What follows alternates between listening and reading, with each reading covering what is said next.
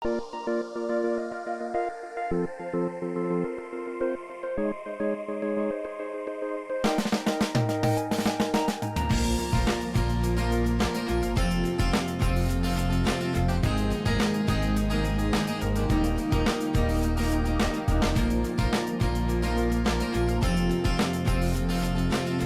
everybody. My name is Anthony Kazazis, and I am the director of the NYC Network Group, as well as the NYC Real Estate Expo. And the NYC Network Group, along with Roos Advisors, Larendee Roos, is bringing you a 12-week series webinar called Book Yourself Solid. Last week, we had Matthew Kimberly, who is the head of the book, Book Yourself Solid. And he went over he actually covered the red velvet rope system. This week, we have two great guests. We have Lou Diamond from Loud Thrive and Larry Haber from Leasing Reality. And they're here to discuss the 80/20% rule. That's giving 80% and that's selling 20%. And that's exactly what I don't do. So I'm very excited to listen to these two and discuss how they do it.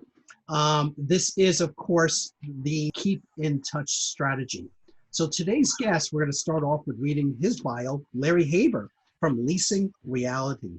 Larry is the managing partner of the commercial real estate department of the bi-coastal law firm Abrams, Garfinkel, Margolis, Berkson, LLP, and a reformed yet long recovered real estate developer. Larry Haber is the founder and CEO of Leasing Reality, an online training and negotiating platform that allows its users to choose how, when, and in what educational format they prefer to acquire and or enhance their commercial leasing knowledge, so as to help them master their leasing domain. Larry is also known to some as the leasing guru, takes the great pride in providing his clients with the power to make knowledgeable decisions concerning their business and individual needs. Combining decades of commercial real estate ownership with a professional background in law, accounting, commercial brokerage, property management, construction planning, development, and leasing,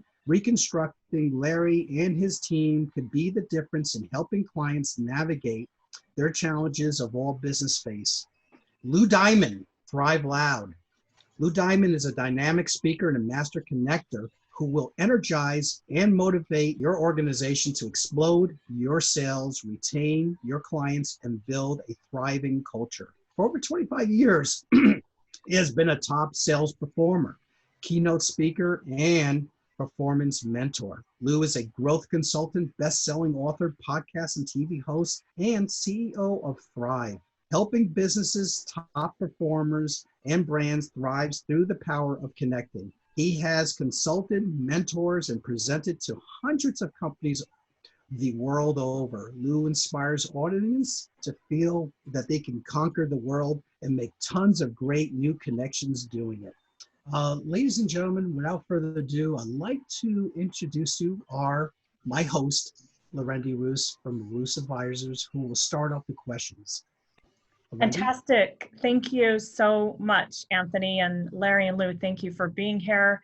Thank you to our guests who decided to take some time out of your morning to spend with us. And we believe it will be time well spent. And we want to have a good time. We want to have, I like doing things that are fun and sociable. So that's what we're going to try to do. Of course, we put questions, comments, send love through the chat feature, and we'll be monitoring that and paying attention to it so that we can keep you engaged. So this morning, we're going to be talking about our keep in touch strategy. And we're going to talk about how we do that in an organic, natural relationship building way. And then also how we might be able to utilize some tools to make that easier for us, or at least to help us keep track of where we're at.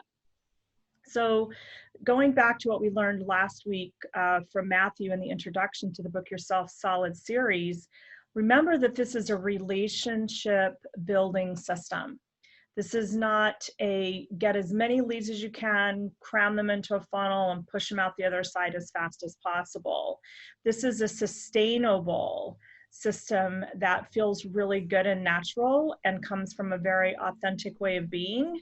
And we know that when we have that at our fingertips and that's our way of being, we'll stay committed to it, we'll do more of it, and as a result, our businesses will grow.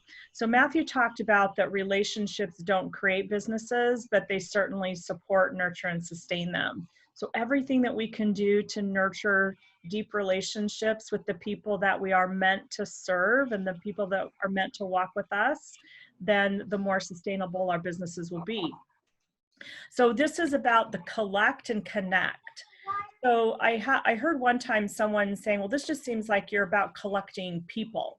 And, you know, that doesn't seem like it's a very a natural thing to do. But the truth of the matter is we're people, we're all people, and we all thrive on relationships and connection. So when I studied with Tony Robbins, one of the things that he and his partner, Chloe Madonis, were constantly trying to remind us of were our 6 basic human needs. And right in the middle of those 6 basic human needs is love and connection. And love and connection is the gateway to growth and contribution. Love and connection is the gateway to higher creativity and higher connection and higher ways of being and from a higher consciousness state. So to the extent that we can meet as many people as possible, and then both of us put one another through our red velvet rope system, and then we connect and stay connected, then over time, we will find those people that we're meant to stand in service of. In addition, from a networking perspective and a tribe building perspective, we really only need to have deep connections with somewhere between 20 to 50 people in order to have a really sustainable, thriving business. So we don't stop at 20 to 50 because if anything that the recent events have taught us is that things are always changing. So we're constantly putting ourselves out there. We're constantly sending out information into the world where people can get to know us a little better. And then over time, people might come and go through that kind of elite 20 to 50 connection circle. But over time, you're continuing to keep it alive and thriving and filled with people that inspire you and energize you and vice versa. On a final note of that is often we do a pretty good job of networking if any of us are social creatures at all, or we have bills to pay, families to feed, trips to take, houses to furnish. We do a pretty good job of networking. Where we can often fall down though is that next part of after you collect to connect. What we're going to talk about today is an authentic, natural way to connect. I kind of equate this to dating. So imagine that you're putting yourself, you know, out online, or, you know, back when I was dating, it was a few years ago, we didn't have the social media help. So we just had to kind of find ourselves in communities where we might be discovered. Imagine you meet someone for the first time and you immediately go into sales mode, or you immediately go into next level exclusivity mode. It doesn't feel natural. It doesn't feel good.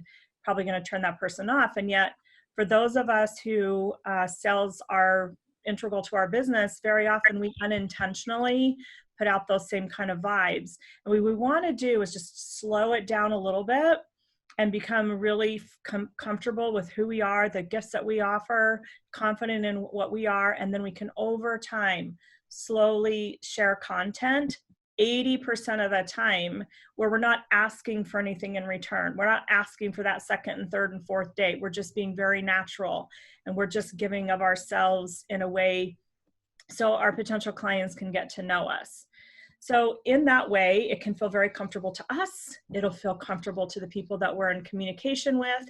And through that process, our red velvet rope will kind of get a little tighter. And what we'll find out is through this process, 3, 4, 5 conversations in, we might decide, or 3, 4, 5 emails in of someone receiving information from us, that at this time, let's say I'm in communication with Larry Haber, and over 4, 5, 6 emails or phone conversations, we discover that Larry is not in the real estate industry, as like we like to call it, ready, willing, or able to purchase my services. No one takes it personally. It's not a big deal. It's just that Larry's not ready, willing, and able, and I'm not. So at that point, he's not a ready and willing, able buyer.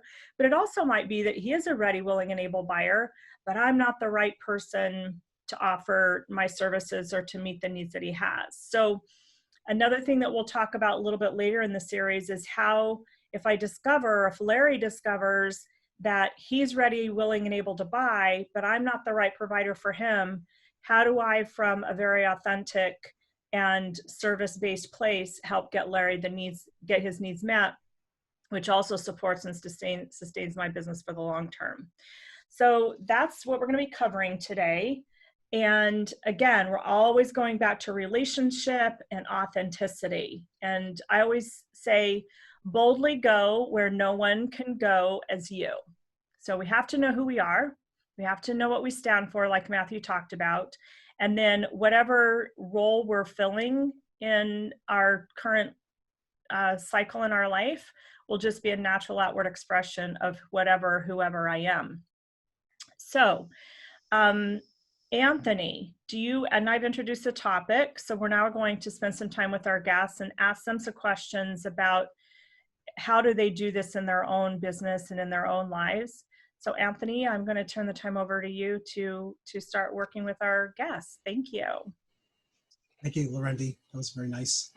Both of you guys, Larry and Lou, how do you guys keep in touch with your prospects? I mean, what do you guys use? What type of methods do you use? Frequencies, messages? I mean, how are you guys doing it and succeeding and winning? Lou, you want to go first? Sure. I'd like to do. First of all, thanks for having me here. I want to start out just by saying why I was put on this planet, and that'll help understanding how I actually connect with people. See, I was put on this planet to work with the most amazing businesses, leaders, and brands, and help them thrive through the power of connecting. So connecting is part of who I do, and I'm sorry to correct you, Larendee, but we are not here today to network. We don't go to networking events to network. We already have enough people in our networks. We're here to actually connect work, right? We're trying to make strong connections with the people in our network.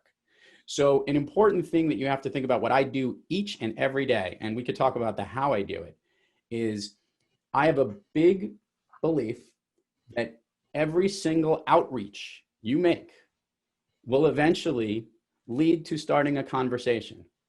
And that conversation will lead to understanding somebody's problem, which you can then solve by proposing a solution for how you can do business with them. So the goal is to reach out as much as you can, as frequently as you can, to your connect work and try to establish that. And there's lots of ways to do it, but that's my mindset in going into it, Anthony, is that I'm thinking each day I have to be making a conscious effort to make as many outreaches as I can, and I track them. So we'll start off with that. That's how I do it, and I'll let Larry give his little opening here. We'll get into it, I'm sure. That's interesting, because we come about it similar, but very different ways. I am a very big believer, and I use a lot of rock and roll, hip hop, pop culture, and historical analogies as learning mnemonics, as trying to basically use, for example, Max from the show New Amsterdam, who's a doctor.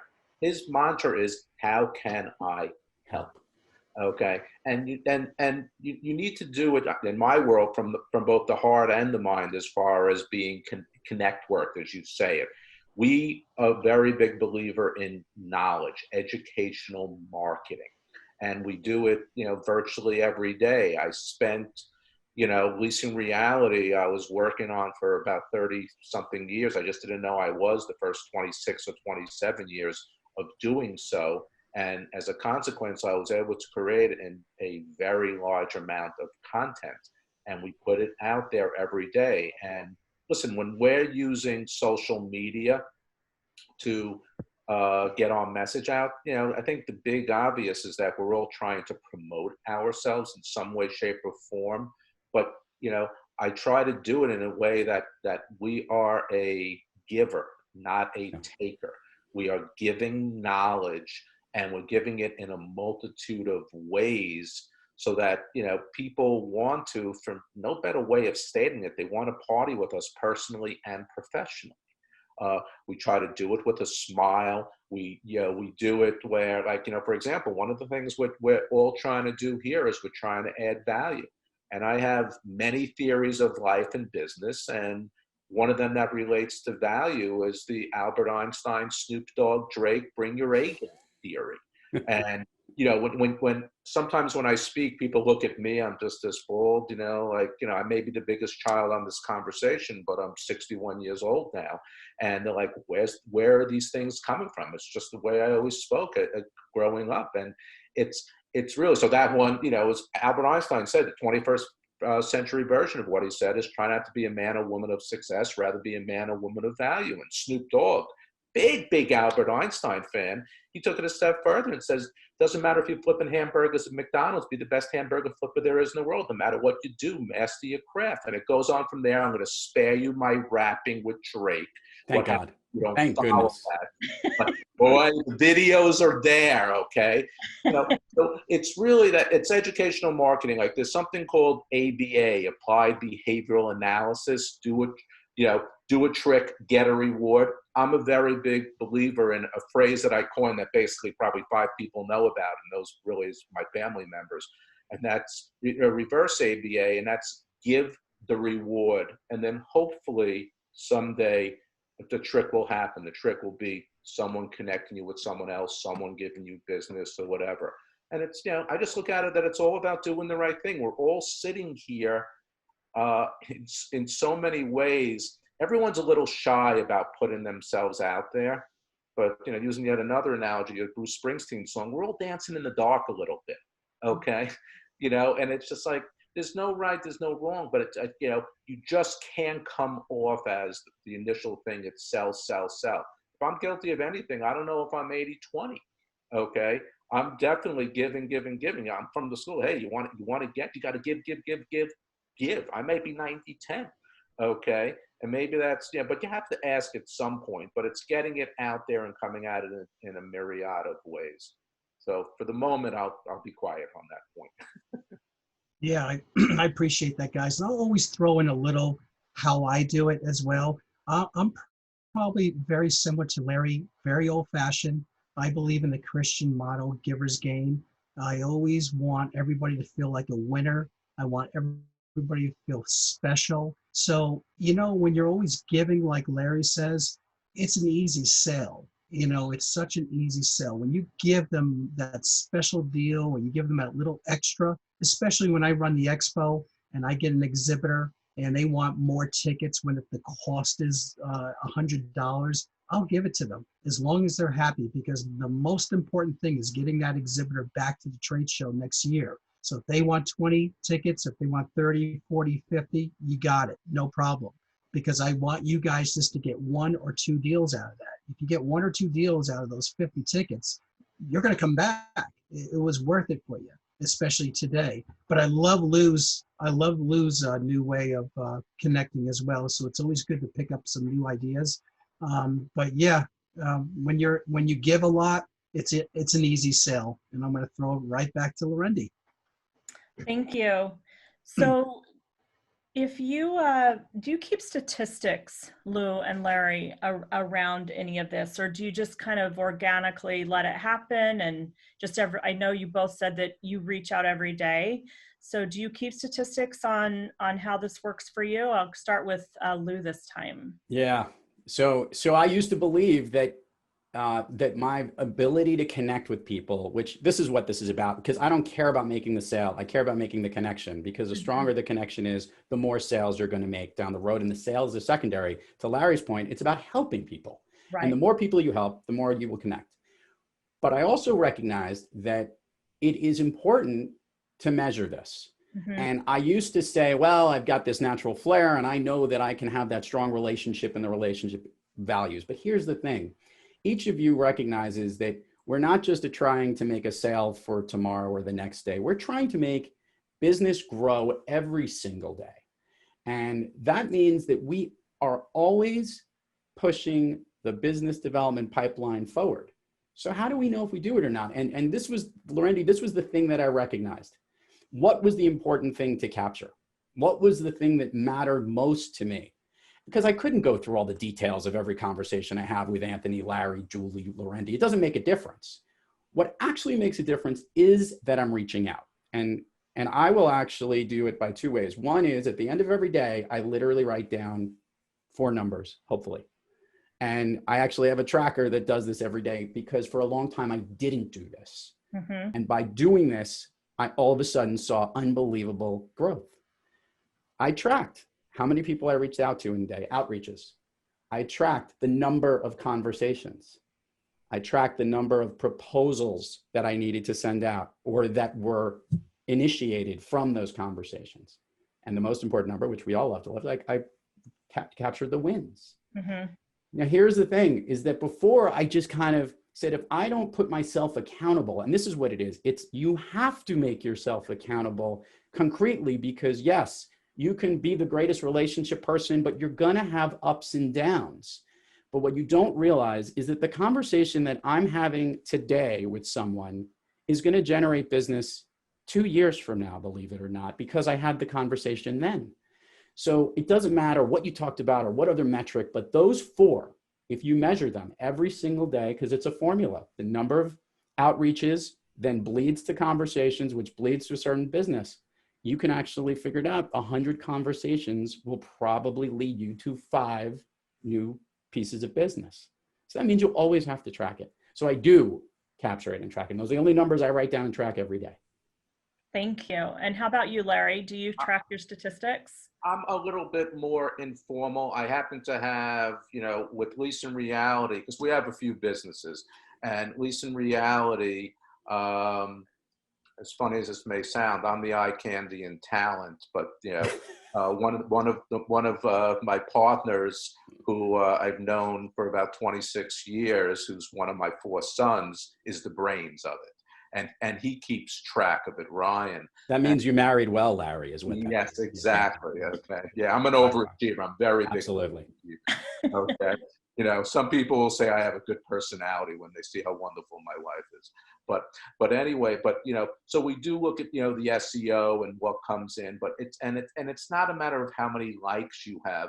It's really about how many people that, we can engage, and we keep track of that because, piggybacking off of something you said, Lou, listen, life is a marathon. It's not a sprint. If I do a public and speaking engagement at the Real Estate Board of New York, my wife will ask me, how was the day? And I'll say, listen, a lot of people are engaged, not too many people passed out, for the most part, they were paying attention. And she goes, you think you'll get business out of it? But I go, yeah, we'll make somewhere between, for that 4 or 5 hours I spoke, between 10 and a few $100,000 on it. Might not come in for 5 years, but it will come in. Okay, because you sit there and you gave and you help people out, you answered their questions. And the same thing happens with what we do online. Listen, within LinkedIn happens to be the biggest commercial real estate networking group in the world. It's unbelievable. When we put out our posts, on LinkedIn with some level of content, and sometimes it's written, sometimes it's the videos that we have, because we have hundreds of those. We then not only send it to whatever we have in our connections, 4, 5, 6,000. I don't really know the number, candidly, but then there's the follow list. We then push it to, we have 57 groups, I think, that we're in that are somehow real estate, food and beverage, retail, office centric and professional centric. And some of those groups have, 250 members. Some of them have 150, 200,000 members. And what I'm getting is, okay, people who have liked it from this group or that group. And then, the way I'm tracking it is that, because I know it's going off a little bit, but there's the concept of flywheels. You have different businesses that bring in business and they work off of one another. When I do the podcasts,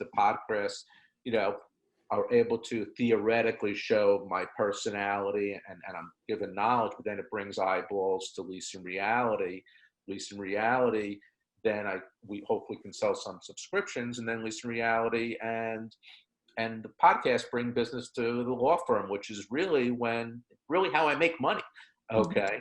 It's like when I say tongue in cheek, but when I want to be boring and pay the bills, that's where the business, comes in. So it gets tracked in various ways. When I'm getting calls from someone that saw me at an event 2 or 3 years ago or something I posted, it's a great way of tracking, so it's a little bit different. I just want to add to Larry's point here, and this is important. A lot of you have more than one business and do lots of different things. And that was the challenge that I had when it came to tracking. Oh, was this for my consulting services or my speaking services? And then I realized it didn't matter.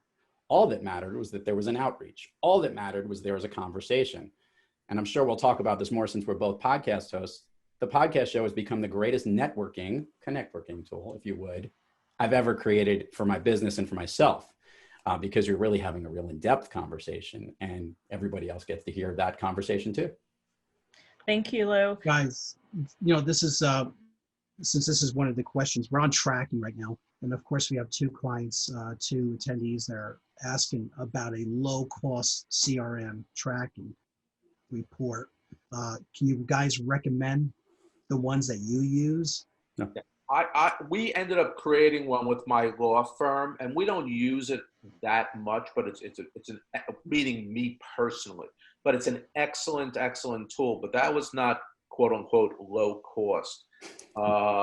I definitively get emails every day, and there's a lot of good ones out there. It depends what is your business, but they are essential. I fortunately have an unbelievable team who is part of the tracking system, and we have spreadsheets which are, yes, antiquated, but live and breathe, that we all can share, so they're perpetually updated. But Lou, I'm gonna punt this question to you.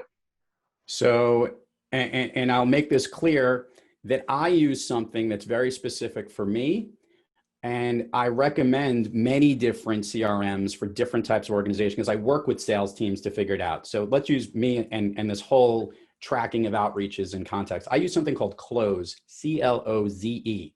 The reason I use it is because I don't have to do anything. And I mean that in that I don't have another thing to manage. It literally sucks in my behavior on the phone, on a Zoom call, on LinkedIn, on any social media, on my email, on a chat. It pulls all the sources of information based on who I connect with. And if I look up a person, like the connection that I have, let's just say with Anthony, it not only will log every email, text, call, everything we've ever done, even this Zoom thing we're doing right now because he invited me to it. It has a source of where I know I could see it, and I can value my relationship with him. I could give him, like, is he a prospect, a partner, a client? So for someone that is dealing with many different businesses, and this is a true customer relationship manager, Cloze is truly that. Someone here commented in about HubSpot, which is free. By the way, Cloze is very inexpensive. I think, I want to say I'm paying like less than $130 all year round for it. And it's on my phone, it's on the app, it's on the cloud, it's wonderful. It's also unintrusive, that's why I like it. But for some of my clients, yes, HubSpot is great for larger organizations. You have to figure out what makes the most sense for your team. To give you an idea, to Larry's customized thing, I have a low-cost customized tracker that I use, which is basically I took Google Sheets and put it on steroids, if you would. And that's how I track all of the different activities I do each week, each day, each month, et cetera, because that was the only thing that worked for me. But Cloze is the one I use individually. Their HubSpot is phenomenal if you have a really good sales team and a mobile sales team, which is very good for real estate. It's also very, and there's different pay models. Someone said it was free. You can get it free, but there's other versions you want. That's my high level piece. Anyone wants to talk to me more about it, we can drill down a little more. Thank you. I want to circle back for a moment. You talked about tracking and how, for you, Lou, and also for you, Larry, what you're tracking is the number of outreach that leads you to conversations or connections. And I love your terminology, Lou, about connect work. I might borrow that from you. It's going to cost you a slight bit, but that's okay. Yeah, I'll give you credit. One of the things, so we run, in addition to our consulting firm, we also have a recruiting agency. And in that department, I track the metrics really, really tightly every day. One of the reasons being is that when you're outreach, it's easy to get fatigued. And one of the things that tracking those metrics helped us do that both Lou and Larry spoke to is to figure out, am I still connected to connecting? Yeah. If I'm not making those outreach calls, there's a reason. And we talk about, Larry talked about ABA. What is coming up for me that is causing me to not do the behavior that I know I need to do? And 9.5 times out of 10, it's because something has gone on with one of our recruiters. Something's coming up for them, a lack of confidence, or something's going on in the background, in the subconscious, that's causing them to not outreach. So if we're not tracking these numbers, they could sell by for a week and us not pick up on that very fact, right? Something shifted, so they're not doing the outreach because something else is going on. So numbers are important to help us know. We don't track numbers to big brother it. We track numbers to help support one another, if that makes sense, Lou. Totally. Yeah. No, I agree with it. And remember what we're trying to do here. I do this whole speech about, we are unfortunately subject to our devices. And I'm using the word vices in that, and that these lovely things, our email, our text, there's a lot of things that were meant to actually make us connect better. But unfortunately, because they're the easiest or the fastest thing to do, they're not actually doing their job. I used to always use the expression, it seems we have all these great gifts from the technology gods and we lost the instruction manuals on how to use them. Mm-hmm. Make it clear, to Larendee's point, our job is to connect with someone and have that conversation. I do not consider a long text chat with someone that I'm trying to connect with as establishing a connection. Email is meant to be a bridge to have an in-person meeting, a connection, a Zoom call, etc. Not to be an entire chain of, oh my God, I have no idea what I have. You're supposed to use these tools to actually get yourself to get to the person faster. And that's the thing that people forget. So it's, I've heard this from sales teams members when they said this. I'm like, well, explain to me how the relationship is going with said client XYZ. And the person will be like, oh, well, we've been talking back and forth and we've been communicating about all these different things numerous times a day. I go, oh, when was the last time you actually spoke to this person? And there's a long pause. Actually, no, we've just been chatting or using email or doing anything else. And I'm like, let's make it clear. The longer that you're not doing this and they're seeing or hearing you, the further you're getting away from connecting and helping them. Yeah, if you have the ability to string syllables together, which is an amazing talent, and part of what you bring to the table is charm, warmth, knowledge, a smile, whatever it may be, you have to take advantage of that. Mm-hmm. Because listen, whether I've interviewed hundreds of college students over the last 2 years for the startup, and we've hired about 45 interns over the last 2 summers, not this one.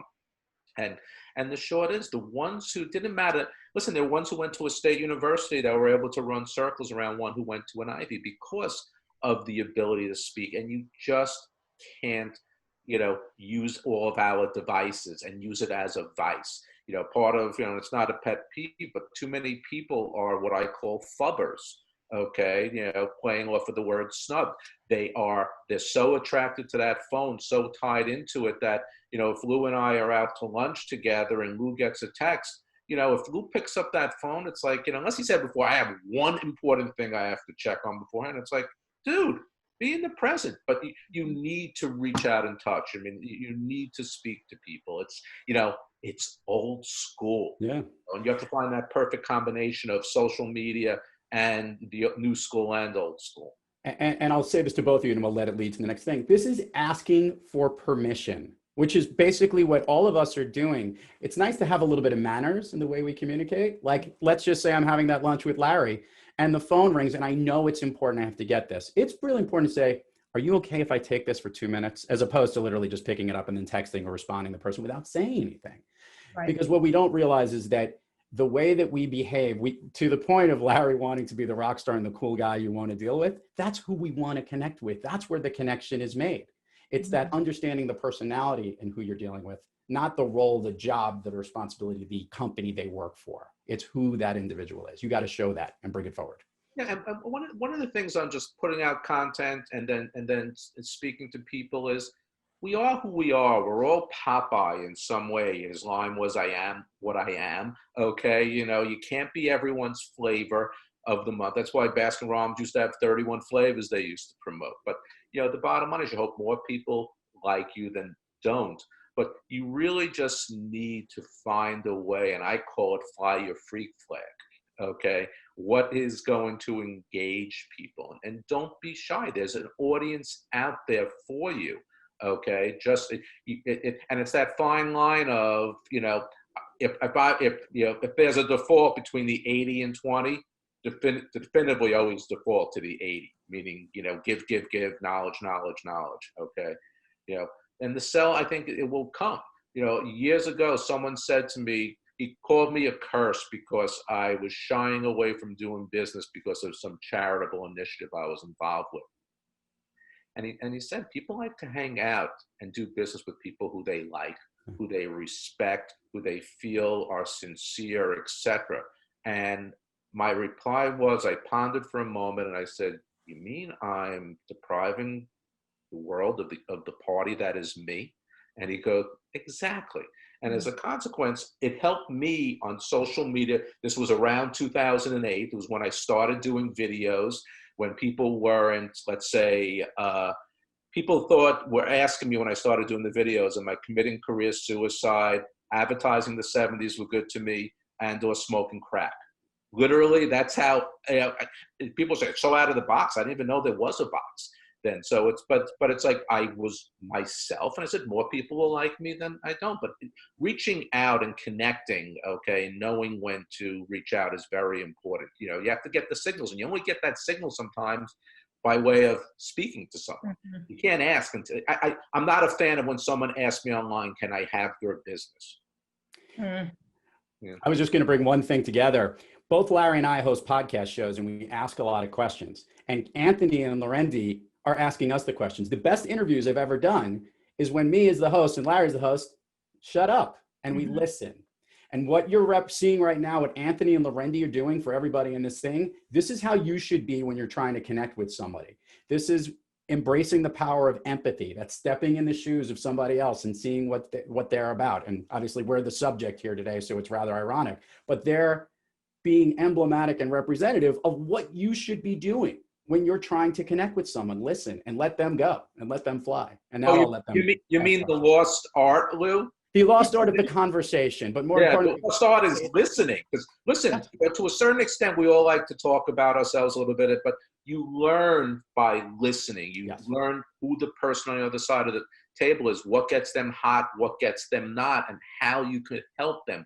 What you bring to the table can be of service to them. And if you don't listen, you know, it just doesn't work. Now we'll let you guys speak. Yeah, I'm enjoying that. Listen, guys, the next year, it's great information, guys. We love it. Marketing, marketing is everything. Larry, Leasing Reality, is it just you and your son that runs that business? No, I have, well, listen, last summer we had 20-something interns working for us, so that certainly helped. Okay. And we did podcasts with most of them. I also remember something. I'm fortunate that I have, you know, 3 or 4 amazing rock star attorneys who have worked for me for years, and they're partners in the business as well. Okay. So, you know, they're vested. So, and it's just a matter of, you know, you can't do it yourself. You know, listen, I'm a worker bee as it relates to what I have to do on the legal side. And, you know, listen, and in these days with what's going on with real estate and leasing, you know, my role has turned into that of being, you know, saying it tongue in cheek, but I'm 85% psychiatrist, 10% business person, and 5% just a mere slug attorney. Okay. So we're sitting here, you can't do it all by yourself. You have to have a lot of people help you out. And we're sitting here, listen, we're doing all these initiatives because, you know, we have a certificate program, but we want to do online distance education, you know, and they're helping me out on that. So it's, you know, listen, the bottom line is you need to delegate, you need to have people you trust. And it's not always easy making the right hire, but, you know, the people who work with me, you know, I've been very lucky and very fortunate because, you know, one of my theories that I have is the ho, ho, ho, Dr. Evil and Jerry Maguire, you complete me theory. And it's all about, you know what, We don't know everything. If you are a real estate broker, for example, if you don't have on speed dial a number of attorneys, contractors, and architects who will readily take your phone call and give you advice for free or pretty close to free, then you're missing something, because you can't possibly know it all. They fill in the holes in your knowledge. And remember, Santa Claus, would be half the person he was without Mrs. Claus and the elves. Dr. Evil didn't find true happiness until he found Mini-Me. And, Jerry Maguire, if you remember that famous line at the end where he goes to Dorothy Boyd, Renee Zellweger, and professes his love to her. And, basically, he said, "You complete me." And what did she say? What do you want every potential client to say to you? "You had me at hello." So Very good, Larry. Very good. I guess, Lou, are you a one-man operation, Lou? Well, no. So I'm the face of what the organization is. Like the three areas that I focus on obviously are, from speaking, consulting, and there's the podcast, which has become actually a business line in itself. But the overall message is really helping sales, marketing, and leaders better connect. And that's where I'm brought in. Most of the time it's with the sales organizations, because we're getting them to better connect. And a lot of the stuff we've been doing now at Thrive is Thrive virtually, which is exactly what we're doing here. We're trying to make this environment, because this is how we're going to be doing business for a long time, whether you want to or not. And it's also important, but all the marketing pieces around us, whether it's the podcast, whether it's this shameless plug for Master the Art of Connecting, or whatever it might be, we are always making sure we're on brand with the message that Larry started our whole conversation off with. How can we help make our targets and clients better, make their worlds bigger, make them connect more? What did they need? So it's a very tactical thing that we do in the way that we message everything. Even the language we use is always focused on not touting ourselves. And I'll say this to our listeners here: when you want to share your capabilities or your company's presentations, I call it the slide of death, or the logo slide of death. The one that says, here's every company that I've ever worked for and who I've done business for. Do you know what that really says? It actually says, here is everybody that isn't you. The only logo that ever matters when you're in a meeting or a sales thing is the person you're trying to connect with. You don't matter. Nothing else matters. Your entire focus should be on that person. That's the way we message, and that's the way we try to connect and help people do the same. Bravo. I guess the question that I'm going to ask here is that a lot of us are trying to reinvent the wheel. A lot of us are trying to do their own job, their side job. Okay. Can you give, and try to make it quick, guys, on this one, what's the advice? And I think I got Lou's answer already. When is a good time to market? If you got a little bit of business and you don't want to be opt out, you don't want to blast and harass people, when do you guys, I know that like Larry has these CE classes and he's putting out the message whenever that CE comes out. Is there a time to really just do it? Like we have an expo course and we put out all these webinar blastings and stuff, but is there a better time? Like Lou, you mentioned Sunday. Is there a great time to be consistent and do it every Sunday and every Tuesday? I think you mentioned Sunday and Tuesday. Guys, I just want to know, when do you put out the message to your clients and what's the best results? Yeah, so I'll expand upon that. And there's different types of messaging and different types of things. If you have an email communication, actually, importantly, what you said, Anthony, is consistency is the most important thing. If you know that your message is consistently coming out, if it's a company newsletter, if it's a podcast, if there's the consistency is actually ways that you can see what works. And you might have to adjust to find the right consistency. However, as it relates to email specifically, because it is still the #1 form of communication to try to connect with someone, although that's slowly changing. That's for another podcast. When it comes to emailing, the greatest likelihood of opening up, of getting an email and having somebody read it and respond to it, actually is Tuesday morning between 10 and 11. And I'm not kidding you. This has actually been studied. It's Tuesday, Thursday, Wednesday on emails. For social media posts, Anthony, it's actually a little different.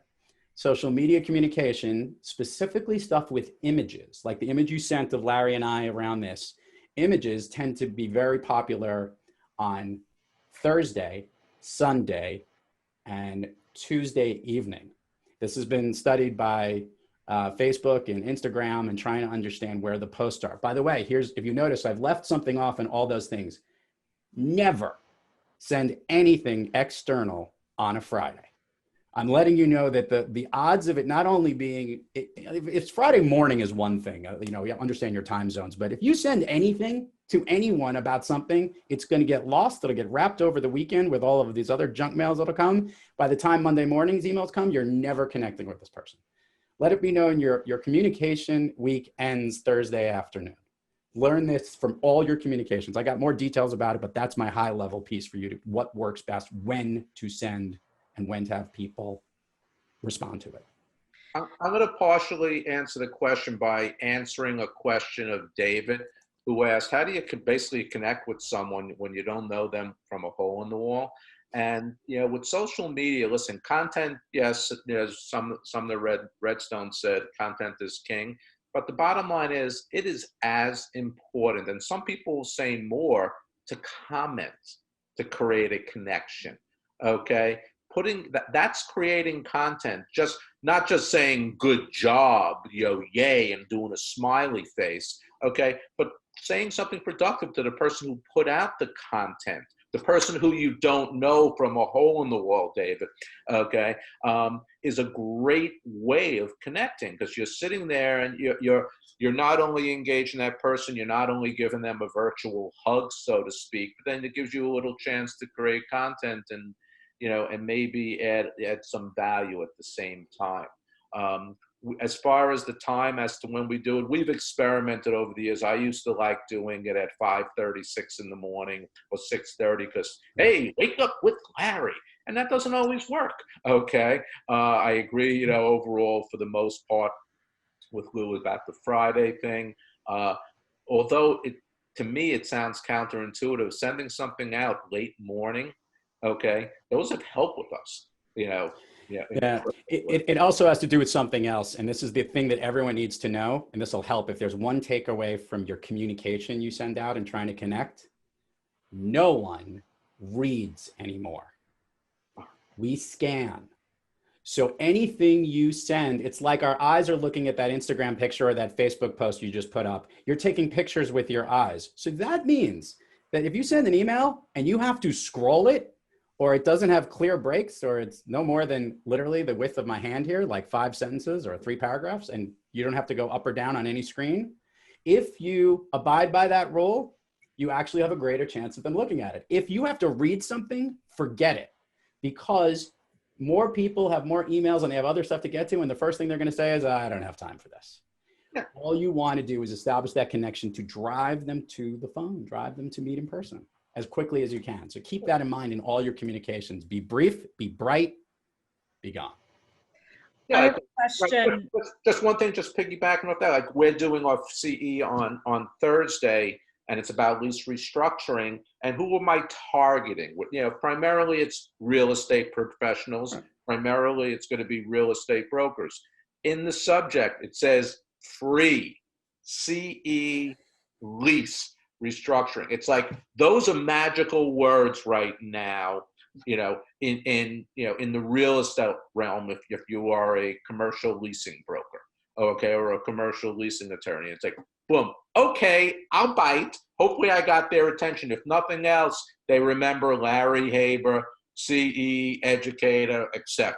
Okay, and I just want to make it clear. Anything I get from Larry Haber, I'm opening, I'm reading, I'm like I'm printing it out. I'm actually thinking, see this space on my wall? I'm going to print it out and put it on a frame right here.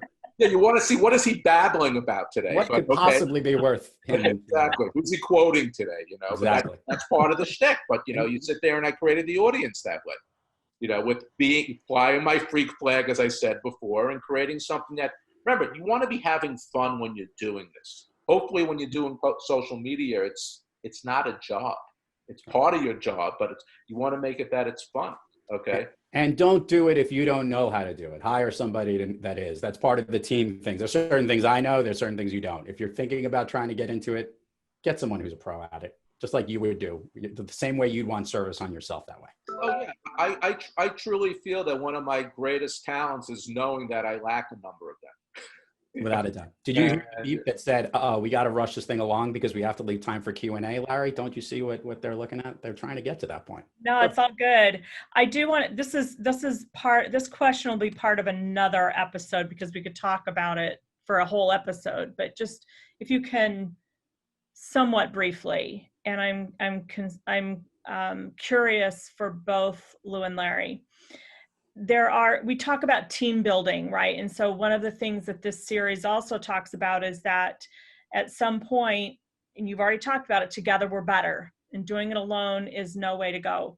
I always say that if you want to feel really connected, don't pick projects that you can do by yourself. If you want to feel really connected to a bigger part of you and your consciousness and why you're on the planet, like you talked about, Lou, is pick projects where you need help. So as you're growing your organizations, and Larry, you're a great connector, Lou, you're a great connector. At what point do you stop connecting and you let your rank and file connect? Immediately. This is as simply put as this, is that your relationship as an organization internally doesn't work with just one person having it. Think of the world you're in as like an orb in a bubble, and one connection is like an overlapping orb into that. Well, if you looked from the moon and you looked down at your company and you saw all these orbs together, it actually would look like one really cohesive, powerful world. That's your world all connected. Mm-hmm. There people who feel that they need to put limits or try to create tiers or those relationships, make it clear. If you have a solid connection with someone there, you're going to define that communication, because guess what? You might not be the best person in your organization to be connecting with that person. It might be somebody on your team. And for anyone to think otherwise would devalue exactly what you would want someone to say, hey, we want them as a client. What is that going to mean? Well, I got to show my whole organization. So immediately, Larendee. Thank you. Larry? I believe in sharing and delegating, and at the end of the day, I'm better because of who works for me. Okay, and I want people to know about them. Listen, initially people want, they want to speak to me, and you try and steer them away, and there's that is just not me, but it's a matter of something. As long as I give them comfort that no, I am always here for you. Hey, listen, everyone has my cell number. Too many professionals don't give out cell numbers. It's like magical. All of a sudden, hey, a lot of people have to now. Okay, because of what we're living through the last 5 months or so. But it's very important that you show that it's just not you. Okay, that you are there, you're the backbone. Listen, we put in engagement letters because certain people want it, that I will be performing the majority of the work. I'll be handling the negotiations, etc. It's like people want that, but the bottom line is it's not the end all, because I'm not that wonderful. I'm better, as I said. Yeah, you're okay. Come on, now. Don't try to paint a rosy picture here. You're just okay. All right, maybe you're all right. So how about cold calls? We had a question, and then we'll go to wrap up. So I used before, I told you that emails are the bridge. Emails are a bridge, or a more effective way, or an instant message, or a LinkedIn message, or some kind of other fast way to reach to someone. I want to make it clear to you, I guarantee you the majority of people on this phone do not listen to all of their voicemails. In fact, I've got something like a 4-digit number on my iPhone of number of voicemails, because it's probably already full or I haven't checked it. Unfortunately, calling today completely cold is hard. But there's a way to do it, and it's asking permission to call, because that's the world that we're in. I don't pick up the phone unless I know what the number is today. I know that when you see how many bad numbers do you get? I've got people calling me from Uzbekistan, China, and other places that I have no idea, and I have to block the calls, okay? The problem is, unless that person's in my directory, I've already established it, then I'm gonna have the conversation. So we have to ask permission to basically say, can we have the call? And that's a great way to send the message. Hey, I love, Lou, what you said on the call today. I want to hear more about what you're talking about, ways I could reach out to my customers. Is it okay if we set up a time that works best for you to speak and chat? Yes, by the way, I would hear that, and that's exactly the way I'd want to be communicated, or I would do it myself.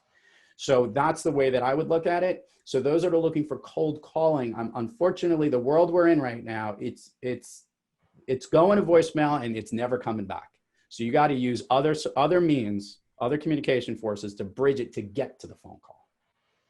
Yeah, you know, as talkative as I may be, I actually do have a shy side. So I never liked cold calling for that reason alone. Forgetting about ethically speaking, whether I can do that, you know, with the professional hats that I have. Listen, as a broker, not what I do, but you know, it's part of a young person's entree into the field. You know, the stats are you make 100 cold calls, you know, in a pre-COVID world, you're going to get hung up on 90 times of that 100. You know, might get some choice words thrown at you as well. You know, 3 or 4 maybe a little good bit of glimmer, but nothing's happening. But those 5 calls of 5 of the 100, you know what? There can be something, because part of your role is to get meetings for the people. You just have to know enough to get the meeting for the big cheese, you know, on the brokerage team. So from that perspective, I don't want to sit there and say it's dead. There's limitations based upon what's going on in New York and what you're allowed to do and not do as far as cold calling now. But you know, it's not something that I'm a believer in for what I do. I'd rather put it out there and say, okay, maybe. Listen, I've got in business. Some landlord was looking 8 years ago to you want to know about a good guy guarantee, and he went on to Google, and I was on page 1 because of one of my crazy videos, and I got business from that. You know, that's my cold call, is putting out content. Yeah. It's a different way of doing it. If you wanted to split this, by the way, how many of you are annoyed when you get a LinkedIn unknown message from who that person is and the way it's worded and they're pushing their services right away? That's the whole bringing this whole thing together. That's somebody doing the opposite of the 80-20 and pushing it, and why you cannot connect with that person.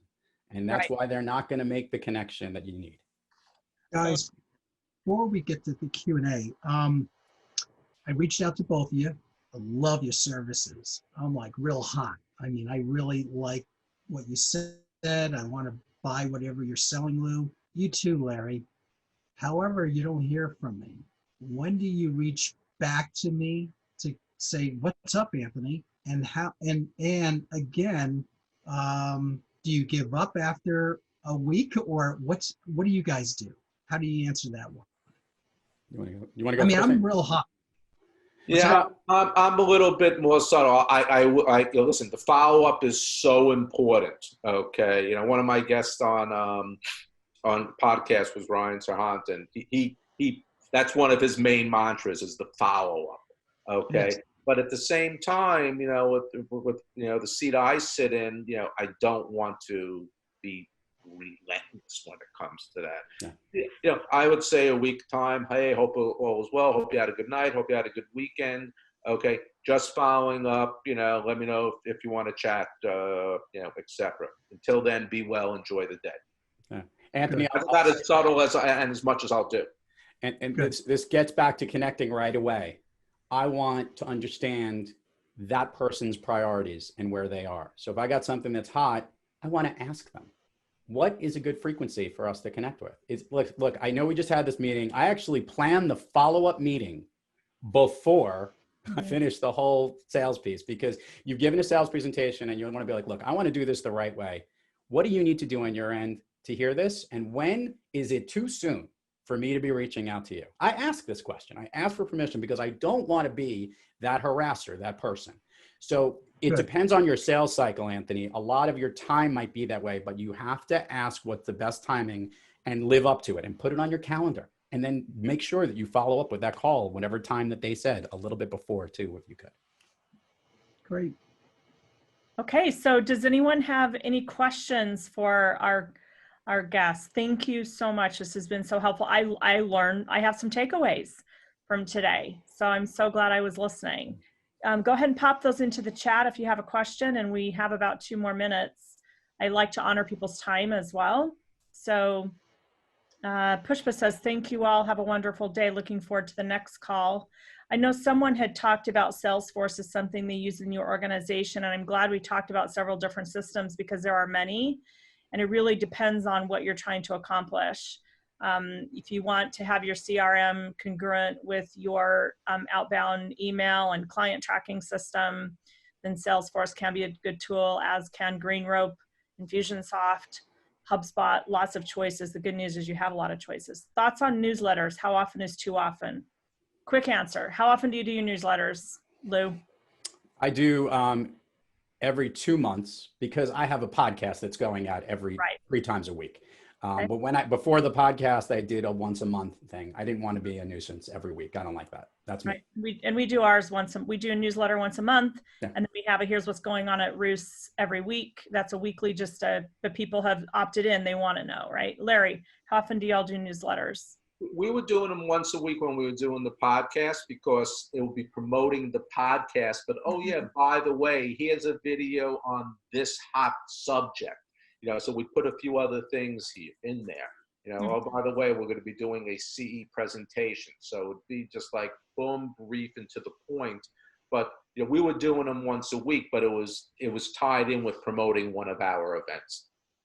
Thank you. And someone asked how to get in touch with you all. And Lou, thank you so much. ThriveLoud.com podcast, @ThriveLoud everywhere for Lou. Larry, where can people connect with you? And either agmblaw.com or leasingreality.com. Leasingreality.com. Yeah, Love and that. the podcast is Real Estate Reality Check. Okay. They've had really good guests, by the way, especially a little over a year ago, not even a year ago, I think. It was really good. Oh, yeah, exactly. Excellent. Specifically on site at the Real Estate Expo. I don't know if you know about this. They're Guys, we'll send out both Larry and Lou's contact to everybody, phone numbers and emails. So we'll send that out to everybody. And you can listen Guys, to this recording on the New York City Network Group. If you go to the NewYorkCityNetworkGroup.com page, all of these recordings and the wonderful webinar series that New York City Network Group is hosting are there. Roos Advisors also has a YouTube channel, so you can find these recordings there, so you can go back and listen. Amazing, great content. Anthony, do you want to bring us home? Yep, Lou, Larry, real honor, very informative. Thank you. Who I run an expo, I learned a lot from you guys, and I really appreciate it. And guys, again, we are hosting a series of 12 chapters, and every week we will have a nice new guest on board, and we're looking forward to next week with Roos Advisories and ourselves to host our next one. So everybody, thank you so much for joining us, and it was an honor. And thank you guys again. Thank you, Lou. Thank you, Larry. And I hope everybody has a great day. Thank you very much. Appreciate the opportunity. Great talking with everyone. Thank you for having me. Hope everyone had fun. Everybody. Well, take care. Thanks, everybody. Larry, thanks, Lou.